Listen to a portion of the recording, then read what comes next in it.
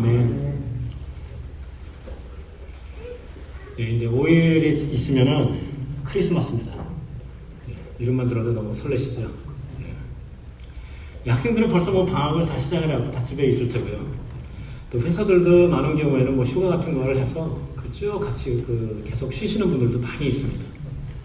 올해는 코로나 때문에 좀 뭐 예외가 될 수 있을지 모르겠지만은 떨어져 있던 가족들도 다시 모여서 함께 시간을 보내는 그런 아주 즐거운 시간입니다. 선물도 주고받고 맛있는 것도 먹고 그런 아주 즐거운 시간입니다. 미국 최대의 명절입니다. 물론 한국도 마찬가지가 요즘 돼가고 있는데요. 세상 사람들은 크리스마스를 기다리고 있습니다.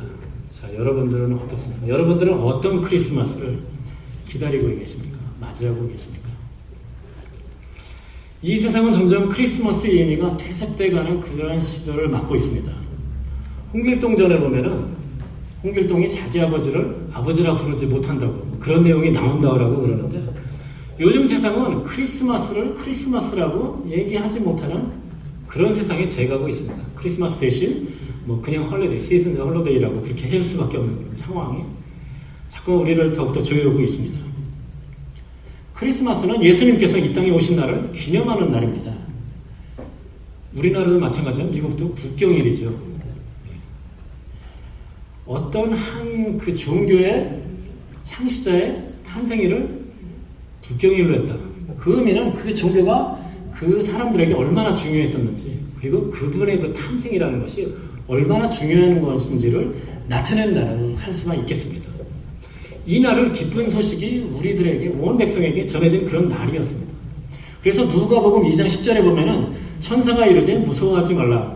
보라 내가 온 백성에게 미칠 큰 기쁨의 좋은 소식을 너희에게 전하노라라고 얘기를 하고 있습니다. 온 백성에게 미치는 좋은 소식이라고 했는데 어떤 소식이죠? 큰 기쁨의 좋은 소식이다라고 얘기를 하고 있습니다.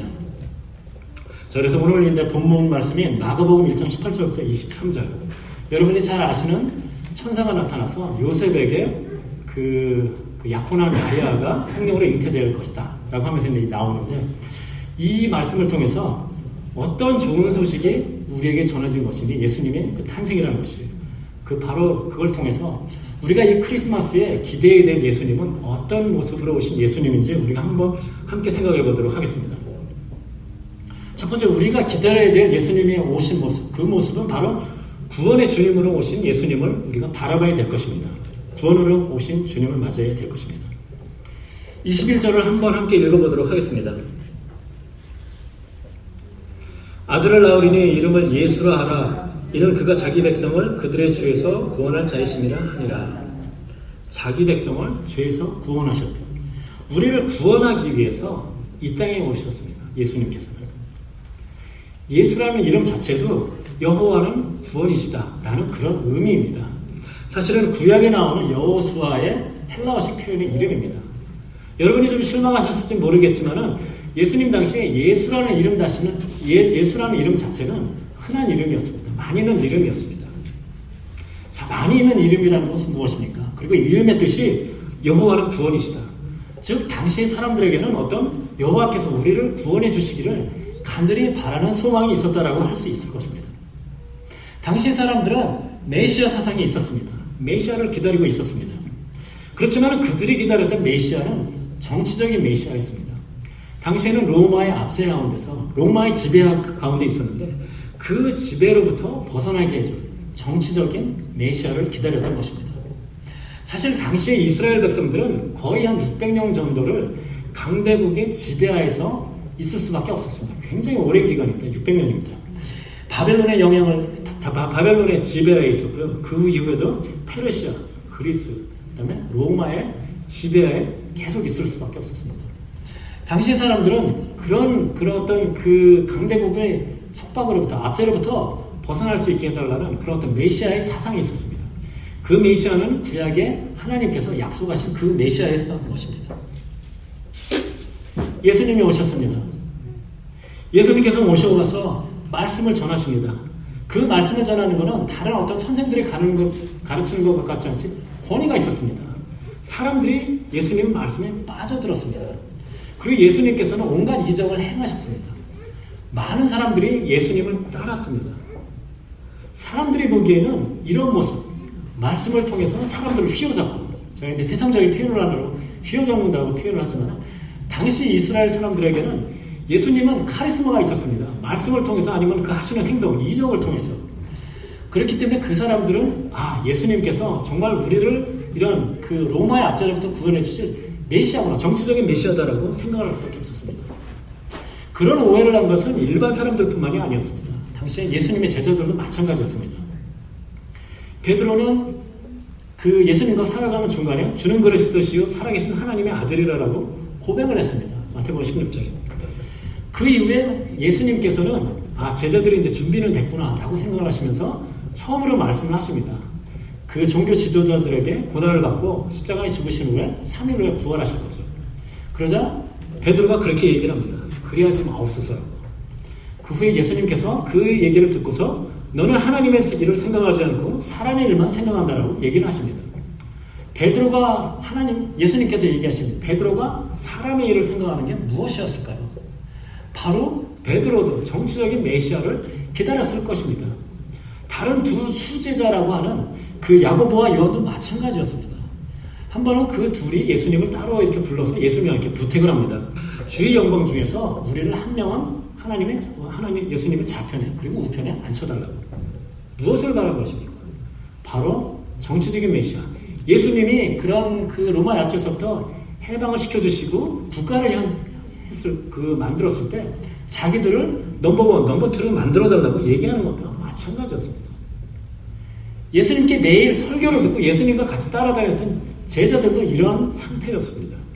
당시의 종교 지도자들은 어땠었나요? 그들은 구약을 잘 알았습니다. 당연히 그러니까 메시아에 대한 예언들도 잘 알았을 것입니다.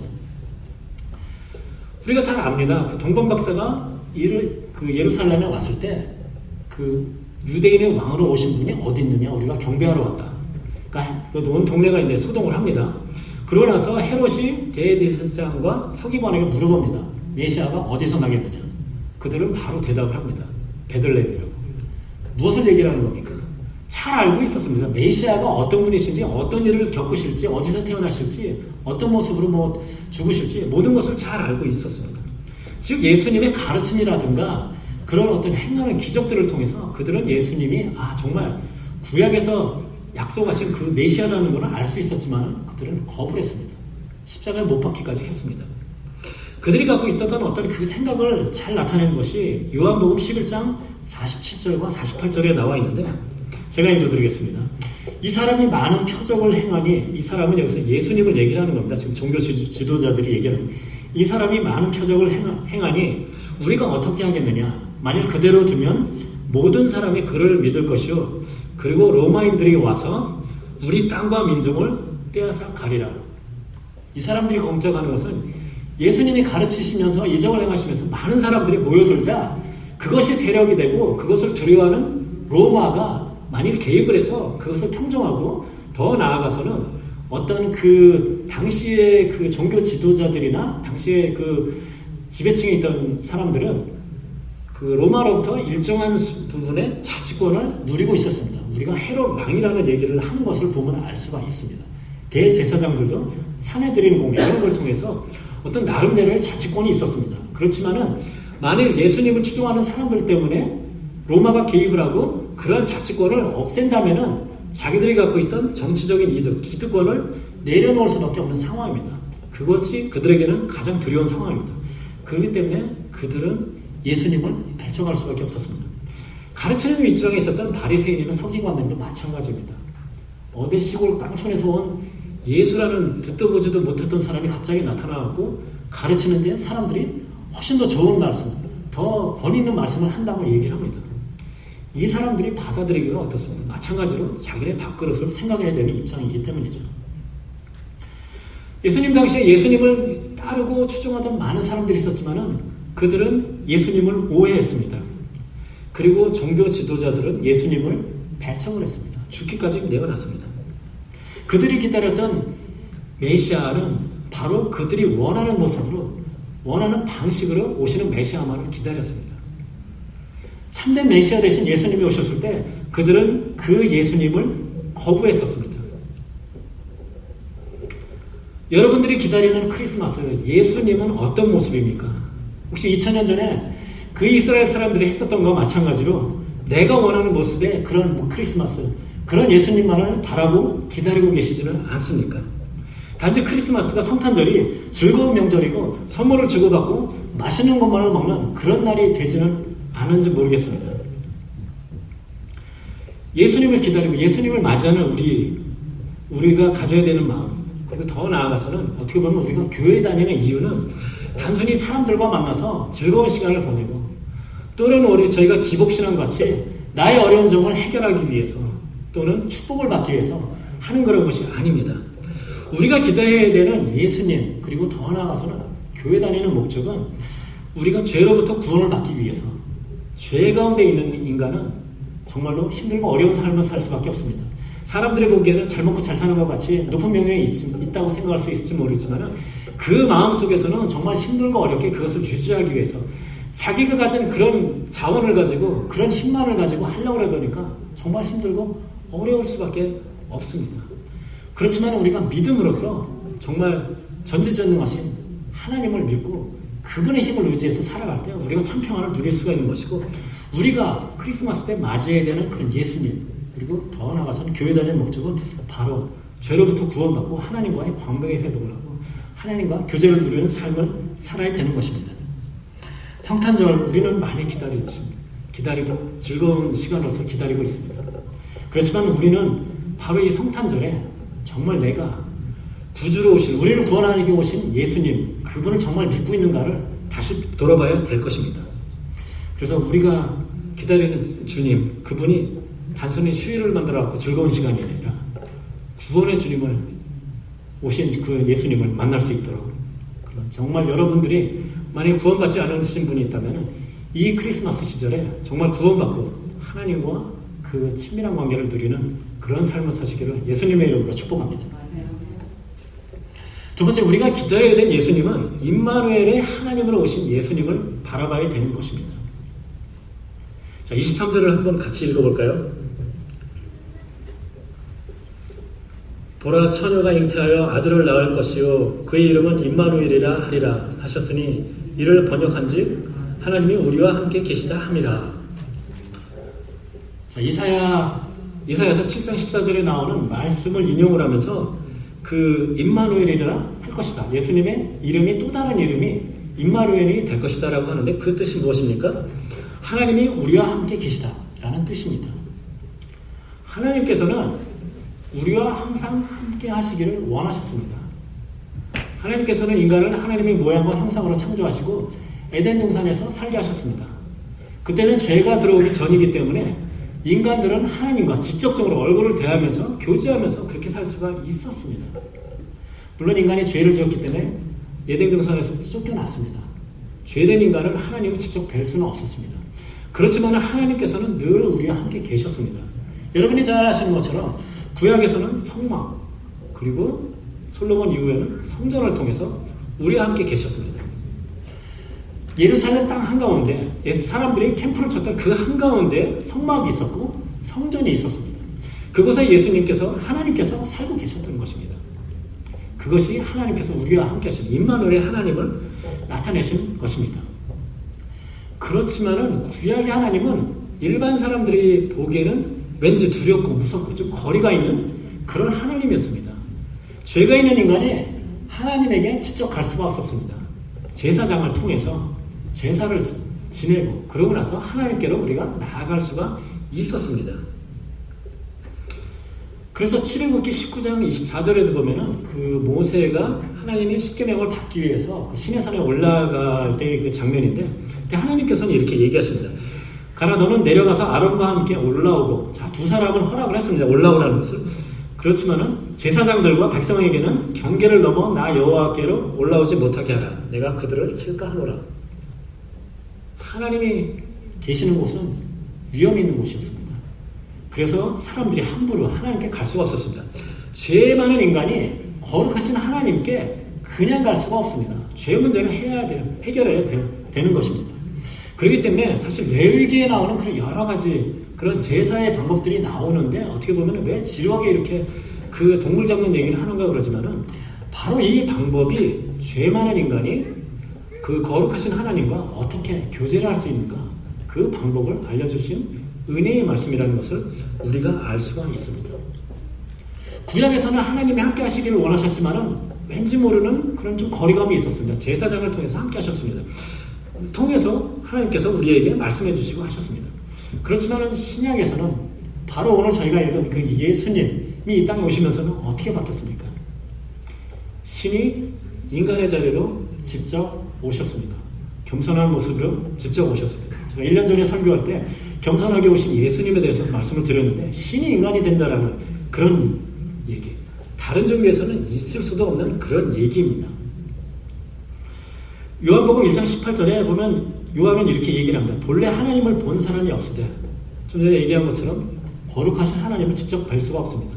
뒷모습이라든가 천사를 통해서라든가 그 어떤 뭐 그림자라든가 그런 형태로만 보지 직접을 볼 수 없었습니다.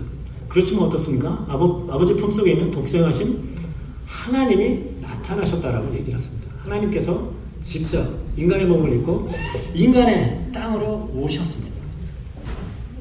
임마누엘의 하나님으로 오신 것입니다. 자, 하나님은 전능하신 분입니다. 이 땅에 오실 때, 1년 전에도 말씀드렸던 얘기인데, 어떤 누구의 그 가문에서 태어날지를 정하실 수가 있습니다. 당연히 그렇죠. 만약 예수님께서 왕이나 대제사장이나 종교 지도자 이런 유력한 집안에서 태어났다면 그 집안에도 처녀에 있을 때일 것이고, 처녀, 동정녀 탄생도 가능합니다. 그랬다라 그러면 어쩌면 예수님은 더 많은 종교 지도자들이나 유력한 사람들에게, 내지는 일반 사람들에게도 마찬가지로 더 많이 그 사람들이 받아들였을지도 모를 것입니다. 그렇지만 만약 그랬다면은 정말로 진정한 의미에서의 임마누엘은 되지 않았을지도 모를 것입니다. 일반 백성들에게는 아직도 어떤 그 왕의 뭐 아들로서 태어난 그런 메시아, 아직도 거리감이 있는 그런 메시아가 됐을지 모를 것입니다. 예수님께서는 가장 비천한 모습으로 이 땅에 오셨습니다. 예수님이 선택할 수 있는 방법 중에 가장 비천한 모습으로. 시골 깡촌 나사렛에 10대 중반 정도밖에 안 됐을 마리아라는 처녀의 몸으로 태어나실 것입니다. 처녀의 몸으로 당시 문화에서 처녀가 임신해갖고 애를 낳았다. 큰일입니다. 예수님이 그 마리아가 어떤 그런 수모와 그런 것을 겪었을지를 예상할 수가 있습니다. 가난한 집에서 태어났습니다. 예수님께서는 인간이 겪을 수 있는 모든 고통과 어려움, 그런 것들을 다 겪으신 분입니다. 그래서 히브리서 4장 15절에 보면은 우리에게 있는 대제사장은 우리의 연약함을 동정하지 못하시는 분이 아니다라고 얘기를 하고 있습니다. 우리의 연약함, 우리가 가지고 있는 여러 가지 어려움을 다 아시는 분이라는 것입니다. 어떤 분들은 정말 힘들고 어려울 때 그런 마음을 갖고 있는 분이 계실 것입니다. 내가 정말 이렇게 지금 겪고 있는 이 어려움, 이거를 알 사람이 있을까? 이해할 사람이 있을까? 라고 얘기하시는 분들이 있습니다. 아무도 내 어려움을 모를 거예요. 내 인간은 모를 수가 있습니다. 비슷한 경험을 한 사람이 위로의 말을 할 수 있을지 모르지만 어쩌면 그 위로의 말은 값싼 위로의 말이 될지 모르겠습니다. 그렇지만 여러분이 정말 힘들고 어려울 때, 내가 그럴 때 예수님을 바라보십시오. 예수님께서는 이 세상에 사시면서, 이 땅에서 사시면서 여러분이 겪을 수 있는 그런 어떠한 그런 모든 것을 다 직접 경험하신 것입니다. 예수님은 궁지에도 보셨습니다. 가난한 집에서 태어나셨습니다. 여러분이 힘들고 어려우십니까? 예수님은 그 가난을 다 겪어보신 것입니다. 여러분이 때로는 사람들에게 조롱받고 시기받고 그렇습니까? 예수님도 그것을 다 겪으셨습니다. 때로는 사람들이 여러분을 질투하십니까? 여러분도, 예수님도 당시 종교 지도자들에게 그런 질투를 겪었습니다. 여러분이 때로는 잘 믿었던 사람들에게 배반을 당하셨습니까? 예수님께서도 가장 믿고 있었던 제자들이 다 배반하고 도망갔고, 그 중에 믿었던 사람 중에 한 명인 가룟 유다는 예수님을 팔기까지 하셨습니다. 여러분이 극심한 어떤 육체적인 고통을 겪고 있습니까? 예수님께서는 십자가에서 그 고통을 직접 다 경험을 하신 분이십니다. 여러분이 힘들고 어려울 때 예수님을 찾아가십시오. 인간은 여러분을 위로해 못해줄지 모르지만 예수님께서는 직접 그 고통을 다 겪으시고 그 아픔을 겪으셨기 때문에 여러분을 겪은 사람으로서 여러분을 위로해 주실 수가 있습니다. 또 예수님께서 십자가에 돌아가셨다는 것은 예수님이 돌아가실 때 성소와 지성소 사이에 있었던 그 휘장이 그 둘로 갈라서 찢어졌습니다.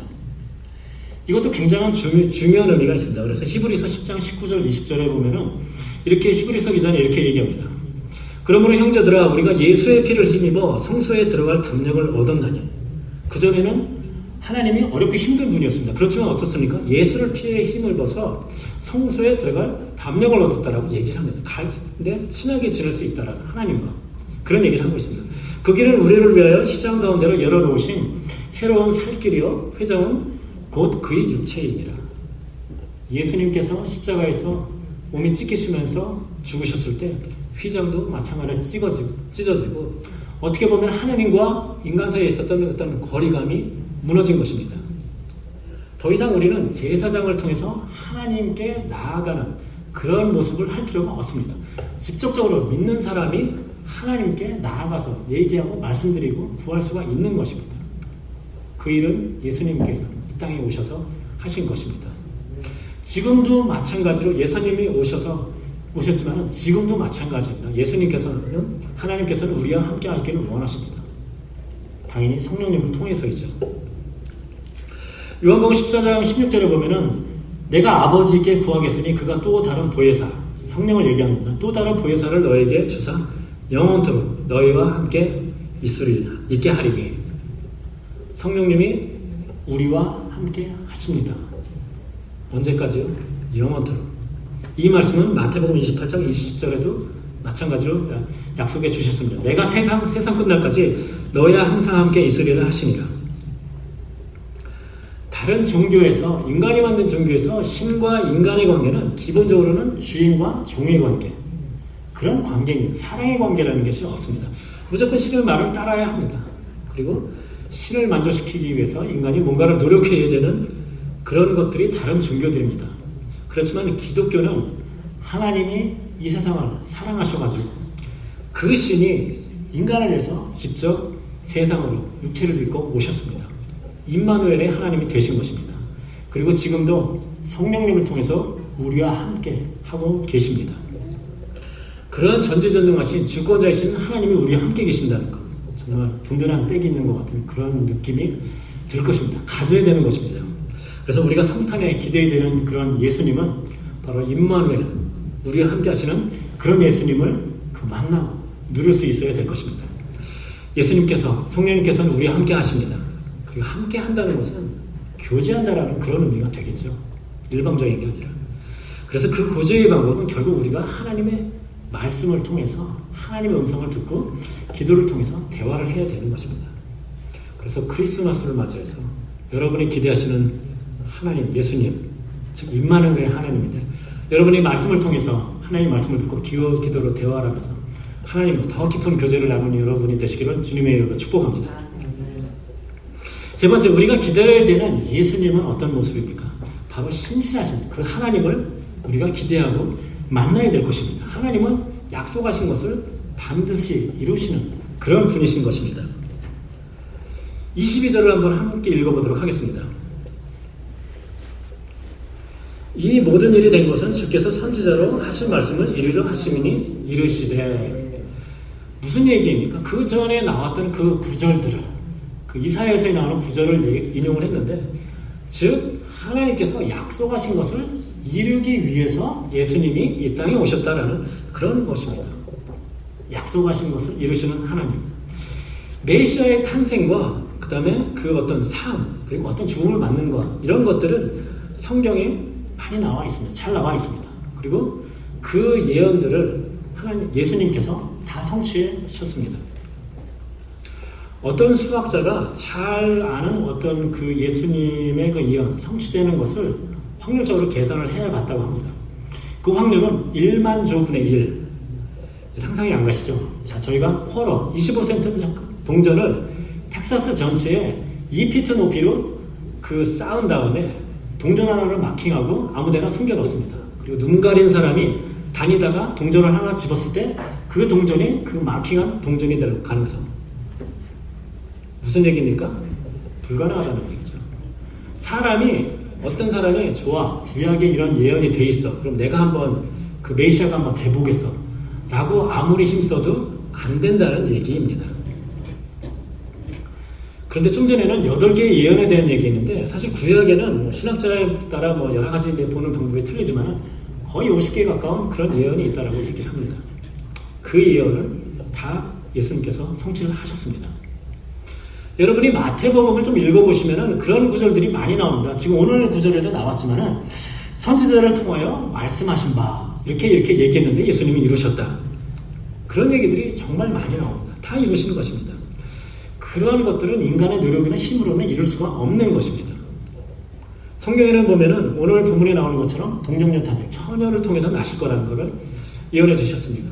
조상이 누구일 것이다. 뭐 아브라함이나 다윗일 것이다.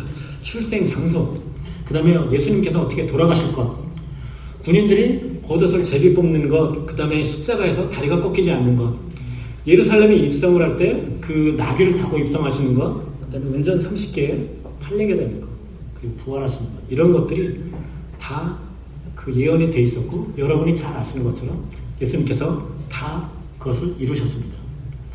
확률적으로 인간이 할 수가 없습니다. 그 얘기는 무엇입니까? 결국 우주의 주재자이시고 전능자이신 하나님께서 그것을 개입하셔서 다 이루셨다는 얘기입니다. 다르게 표현을 하면은 예수님께서는 구약에 약속을 해주셨습니다. 예언을 해주셨습니다. 그리고 그 예언을 다 이루어 주셨다라고 우리가 생각할 수가 있습니다. 오늘날 우리가 이 말씀을 듣고 우리가 또 가져야 되는 마음은 마찬가지입니다. 하나님께서는 여러 가지로 우리에게 그 좋은 말씀을 약속해 주십니다. 우리는 예수님을 통해서 신실하게 약속을 지키신 것처럼 하나님께서 성경에 말씀하신 그 약속들을 지키실 것이라는 것을 우리가 믿을 수 있어야 됩니다. 근데 여기서 우리가 무조건적으로 하나님이 약속하셨으니까 나는 그래도 교회 다니니까 아싸 뭐 잘 되겠구나 라고 생각하면 또 안 됩니다. 조건이 있죠.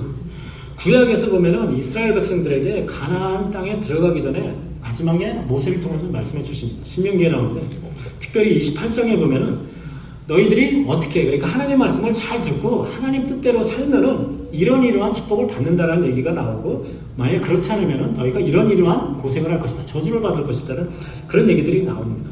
그 얘기는 무엇입니까? 조건이 있다는 얘기입니다. 그래서 우리가 잘 아는 것처럼 구약에 살던 그 이스라엘 백성들은 하나님 말씀대로 살지 못했기 때문에 그것을 누리지 못한 사람들이 정말로 많았습니다. 우리는 하나님께서 약속하신 것을 이루어주신다는 걸 믿고 따라야 되지만 그것이 무조건적인 것이 아니라 거기에는 우리가 하나님과 좋은 관계, 신실하게 믿고 따를 때 그런 축복을 주신다는 것을 우리가 알아야 되는 것입니다.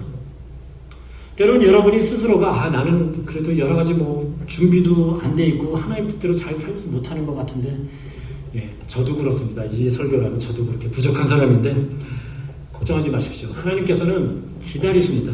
그래서 하나님께서 여러분에게 돌아오시기를 기다리는 것이고요. 그리고 여러분이 그 노력하는 그 마음, 하나님을 위해서 살겠다라는 그런 마음을 귀히 보십니다. 그래서 하나님께서 약속하신 그 축복을 누리시는 여러분이 되시기를 바랍니다. 하나님께서는 약속하신 것을 반드시 지켜주십니다. 그래서 이 성탄절에 여러분이 만나야 되는 예수님은 신실하게 약속을 지키시는 그 예수님, 하나님을 만나시기를 바랍니다. 말씀을 맺고자 합니다. 여러분은 어떤 성탄절 또는 어떤 예수님을 기대하셨었는지요? 2000년 전에 이스라엘 사람들은 특히 당시 종교 지도자들은 정치적인 이유 때문에 그리고 자기의 유익 때문에 그 메시아를 충분히 알 수 있었음에도 불구하고 일부러 거부를 했습니다. 당시 일반 사람들은 로마 약제로부터 힘들었기 때문에 그런 정치적인 메시아를 기다렸습니다. 이 사람들은 평범한 사람들 같으면 어떻게 보면 잘 몰랐기 때문에 그렇게 잘못된 메시아를 기다렸다라고 얘기할 수도 있겠습니다. 그렇지만 우리는 어떻습니까? 그 사람들은 핑계라도 될 수 있지만 우리는 핑계도 될 수가 없습니다. 왜냐하면 성경이 우리에게 모든 것을 이미 다 가르쳐 주셨기 때문에. 우리는 예수님을 기다려야 됩니다. 그 예수님은 우리를 구원하시기 위해서 구주로 오셨습니다. 그리고 또 우리와 함께 하시기 위해서 임마누엘 하나님 함께 하시기 위해서 오셨습니다. 그리고 그 예수님이 오심을 통해서 구약의 그런 예언들을 성취하시면서 신실하게 약속하신 것을 지키신다는 그런 신실하신 하나님으로 우리에게 오셨습니다. 이 중에 만약 여러분 중에 아직 구원받지 못하신 분이 있다면 이 성탄절에 그 구원의 예수님을 만나고 반드시 구원을 통해서 하나님의 그 축복과 은혜를 받는 그런 삶을 사시기를 바랍니다. 여기 구원 받으신 분들 같으면 하나님께서는 여러분과 함께 하시기를 원하십니다. 그래서 우리가 그 말씀을 통해서, 기도를 통해서 그 하나님과 교제하면서 하나님께 함께 하시는 그런 축복을 누리시길 바랍니다. 그리고 또 우리가 그 기억해야 되는 것은 하나님께서는 신실하신 분이십니다. 하나님께서 약속하신 것을 이루시는 분입니다. 우리가 코로나로 여러 가지 힘들고 어려운 상황에 있습니다. 하나님께서 왜? 라고 말씀하시는 분들도 있을 텐데요. 하나님께서는 고린도전서 10장 13절에 이렇게 약속해 주셨습니다. 사람이 감당할 시험 밖에는 너희가 당한 것이 없나니 오직 하나님을 믿으사 너희가 감당하지 못한 시험 당함을 허락하지 아니하시고 시험 당할 즈음에 또한 피할 길을 내사 너희로 능히 감당하게 하시리라. 무슨 얘기입니까? 감당할 정도의 시험밖에 안 주셨다는 것입니다. 그리고 우리가 시험 당할 때는 피할 길을 주신다고 약속해 주셨습니다. 네, 코로나 때문에 힘들고 또 그거 아닐지라도 살면서 힘든 일이 많이 있지만 이러한 말씀을 붙들고 하나님께서 역사하신 말씀을 붙들고 우리가 신실하게 믿고 하나님과 교제하면서 그렇게 살아가야 될 것입니다. 성탄절은 우리에게는 믿는 사람에게는 그 단지 즐겁고 휴일로서 그런 절기가 될 수만은 없습니다. 그래서 바른 성탄절 어떤 예수님을 우리가 맞이해야 되는지 생각해 봐야 될 것입니다. 예, 기쁨의 성탄입니다. 그래서 여기 계신 여러분들도 예수님께서 이 땅에 오신 것이 어떤 의미인지 그래서 가족과 즐거운 시간을 보내는 것뿐만 아니라 영적으로도 즐겁고 복된 성탄절이 되시기를 예수님의 이름으로 축복합니다. 사랑이 많으신 하나님 아버지 정말로 감사드리옵나이다. 아버지 정말로 주님께서 이 땅에 오심으로써 저에게 구원을 허락하여 주시고 또 주님께서 아주 승천하시면서 저에게 성령을 보내주셔서 함께 하시고 또 오늘 이 말씀을 통해서 하나님께서 약속하신 것을 신실하게 지키신다는 것을 말씀해 주시면 감사드리옵나이다. 우리 성탄절을 맞이해서 정말 세상적으로 즐거운 성탄뿐만이 아니라 이렇게 구주로 임마누엘로 그리고 신실하신 하나님을 우리가 아버지와 기억하면서 생각할 수 있도록 하여 주시옵소서. 그래서 우리 삶이 더욱더 하나님과 가까워지고 풍성된 그러한 삶이 될 수 있도록 주님께서 도와주시옵소서. 예수님의 이름으로 기도드렸습니다. 아멘.